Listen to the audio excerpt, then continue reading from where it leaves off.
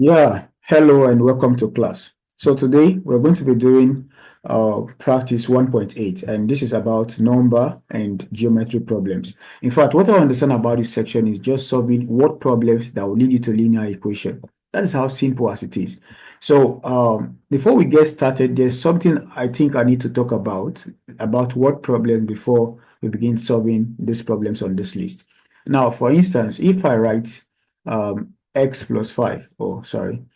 If I write x plus 5 and I write 5 plus x, I want to quickly talk about these expressions. These are mathematical expressions, right?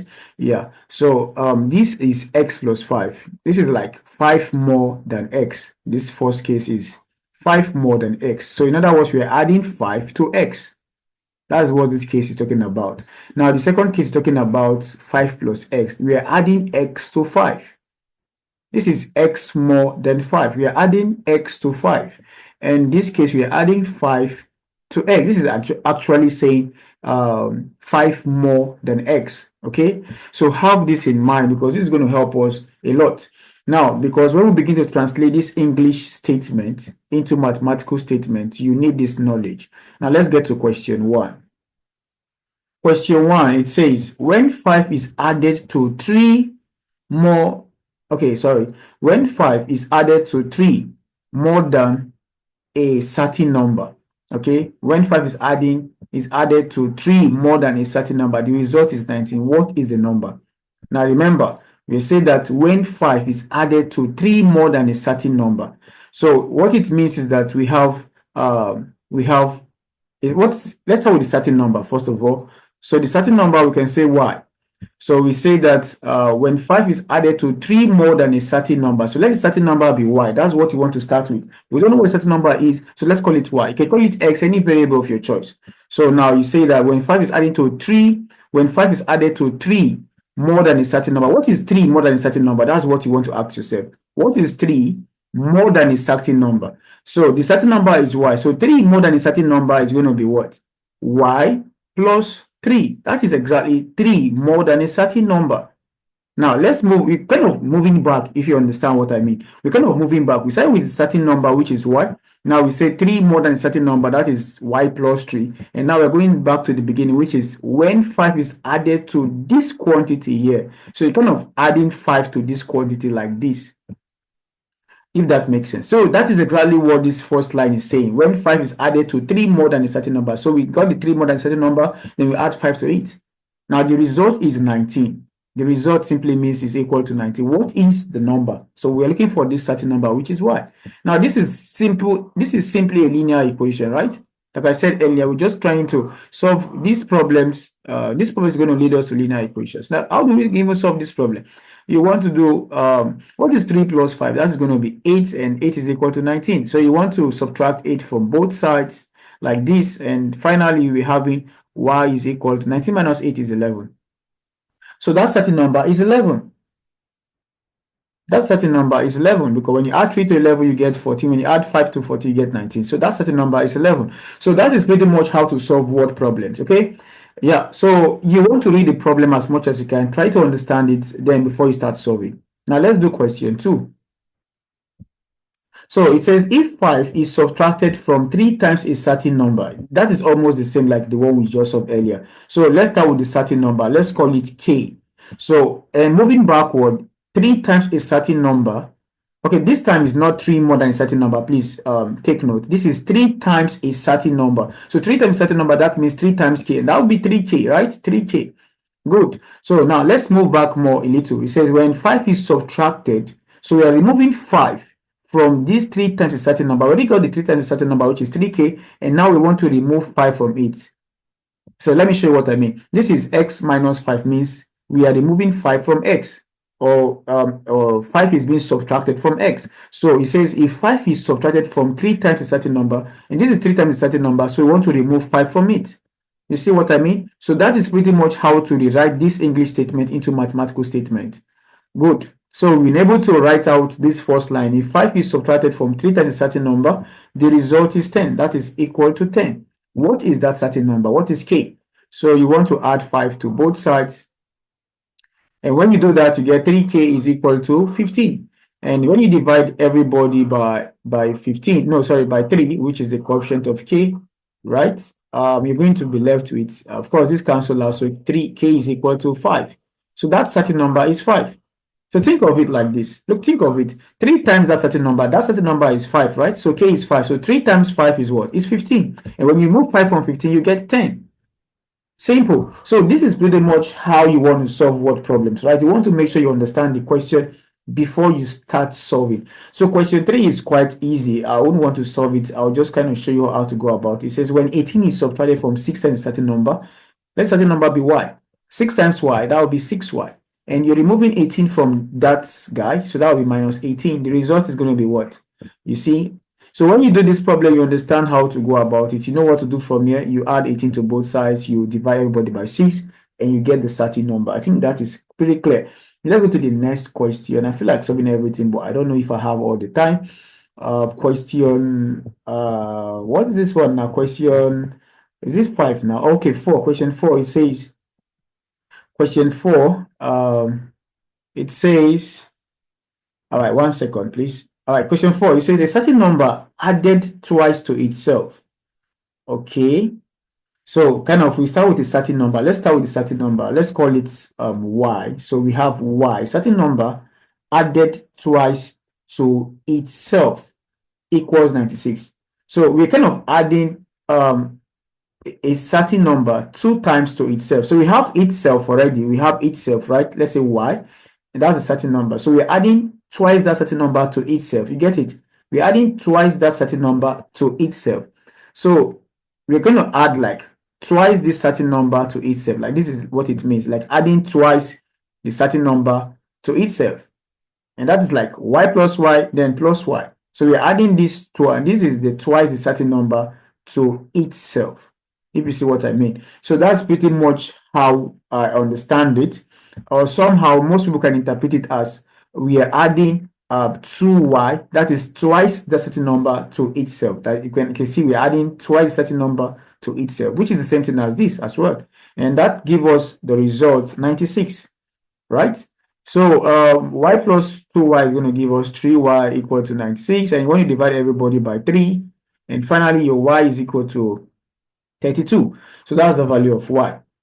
So when you go ahead and check, you see the answer is correct. Yeah. So let's move on to the next question, question 5. Let's see, number plus itself plus twice itself plus 4 times itself. This is just very easy. A number, let's call that number k. So k plus itself, k plus itself, then plus twice itself, a number plus itself. Okay, so that's gonna a number plus itself, right? That is plus k, then plus twice itself. Twice itself is going to be like 2k, right? Plus 4 times itself. That's 4k, right? That's 4 times itself is equal to negative 104. So this is just simple math. So you want to add 2k plus 2k, 4k plus 4k. That would be 8k equal to negative 104. And you want to divide everybody by 8 like that, so that k will be equal to negative, that will be 1, remainder 2, and 8 times 3 is 24. So that's negative 13. So that's k. So I think that will be all about it. Or should we do one more? Let's see if we have the time. I see. Let me see if I can go down and see some questions here below, and let's see if we can solve some questions here below. Okay, like this one, 60 more than 9 times a certain number is the same as 2 less than 10 times the number. Okay, let's quickly look at question 6. Okay, let's quickly look at question 6. It says 60 more than 9 times in certain number. Let's call the certain number y. I like using y. So 60 more than 9 times is certain. What is 9 times y? That's going to be 9y, right? So that's going to be 9y. So 60 more than 9y. So we want to say 60 more. That means you're adding 6 to it. That's 60 more than 9y. So we have all the statements right now, right? 60 more than 9 times a certain number, which is 9 times y. So 60 more than 9y is taken care of, right? Now, is the same So is the same is like equal to, is the same as 2 less than 10 times the number. 2 less than 10 times. What is 10 times the number? That would be 10y. And 2 less than 10y would be like 10y minus 2. So they're saying that this guy is equal to 10y minus 2. You see what I mean? So from here, you want to collect like terms. You want to do 9y, subtract 10y from both sides like that, right? So you do 10y and you do negative 2, negative 60, right? And that will give us negative y equal to negative 62. And you want to divide everybody by negative 1 like that, so that you have y is equal to 62. So that value of y is 62. Let's see if we can see more difficult questions here, and they will run. Let me see. Let me just scan through. We just have 2 minutes more to find which other one. If you're just watching, tell us the number you want us to solve. If you're just watching, I think we should just do this one that talks about consecutive numbers, consecutive integers, right? It says the sum of 3 consecutive integer is 108. What is integers? Like the 1, 2, 3, 4, 5, 6, 7, like that till the positive infinity. And going to the left is 0, negative 1, negative 2, negative 3 to the negative infinity. Those are integers, right? And one thing about integers is that the difference between them is just 1. So that's just the difference between them.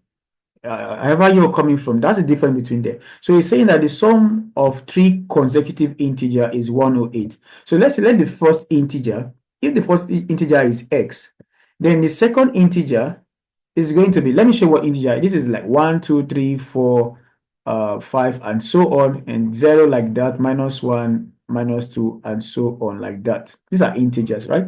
So what do you observe with them? They kind of increase by 1. So if I know the first integer to be 1, if I want to get the next integer, I just add 1 to it. If I want to get the next 2 integer from 1, I just add 2 to it, if that makes sense.